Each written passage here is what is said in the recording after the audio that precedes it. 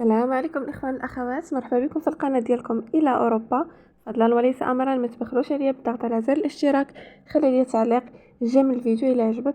الاخوان بعجاله، تذكير المواعيد ديال بي ال اس اكادير غادي يكونوا نهار 29 ان شاء الله في شهر 7 مع 4 ديال العشيه، والمواعيد ديال بي ال اس الناظور غادي يكونوا غدا ان شاء الله 26 في شهر 7 مع 5 مساء. ديما النادور اتونسيون، لا كارت دو كريدي دو كونتونير لو نون دي دوموندور. كارت بانكير باش تخلص تكون فيها سميتك انت صاحب الطلب.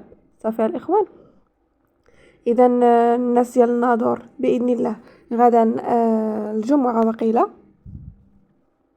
وي غدا الجمعه 26 شهر 7 مع 5 العشيه. والناس ديال طنجه عفوا ديال اكادير حتى 29 في شهر 7 مع 4 ديال العشيه. ديما حاول تكون عندك الكونيكسيون مجهده وغير ضارب مع الموعد راه غادي تلقاه. بالنسبه للمواعيد ديال طنجه ان شاء الله غادي يكونوا نهار 29 حتى هما في شهر 7 مع 5 مساء.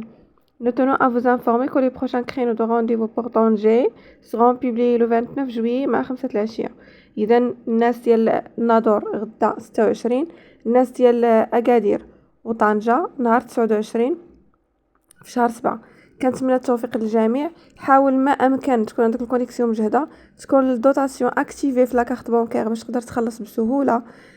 ديما ما ديرش اكطواليزي، هذيك اكطواليزي ما ديرهاش واخا تبلوك عليك السيستم، تصبر تسنى. ما ديرش اكطواليزي، دير اكطواليزي غادي توحل.